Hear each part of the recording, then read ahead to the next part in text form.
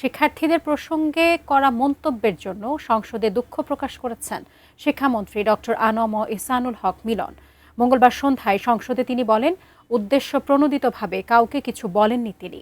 উচ্চ মাধ্যমিকের সোমবারের সব পরীক্ষা নতুন করে নেওয়া হবে বলেও জানিয়েছেন তিনি।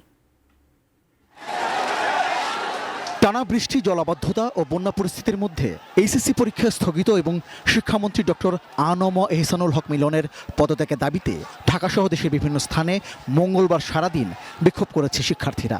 এমনকি সন্ধ্যায় সংসদ ভবন ঘেরাও করতে যায় তারা।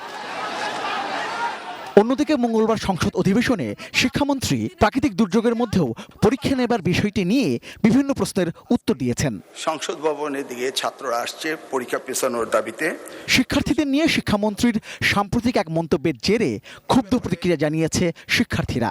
সন্ধ্যায় সংসদে নিজের সেই মন্তব্য নিয়ে দুঃখ প্রকাশ করেন শিক্ষামন্ত্রী। আমার ব্যক্তিগত মন্তব্য সেটি নিয়ে অনেকেই আপত্তি করেছেন।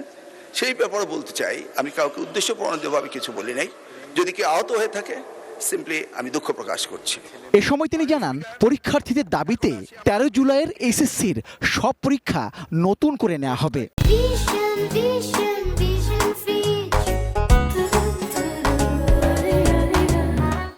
গতকালকে যে ফিজিক্স সেকেন্ড পেপার পরীক্ষা হয়েছে, হিসাব বিজ্ঞান এবং যুক্তিবিদ্যা, এই পরীক্ষার সময় বৃষ্টি ছিল, অনেকে ভিজেছে এবং পরীক্ষা সঠিকভাবে দিতে পারেনি, এই ধরনের কমপ্লেইন এসছে। ইতিমধ্যে বন্যার কারণে আমরা চিটাং বোর্ডের প্রত্যেকটি জেলার পরীক্ষা বন্ধ করে দিয়েছি এবং আমাদেরকে পুনরায় পরীক্ষা নিতেই হবে।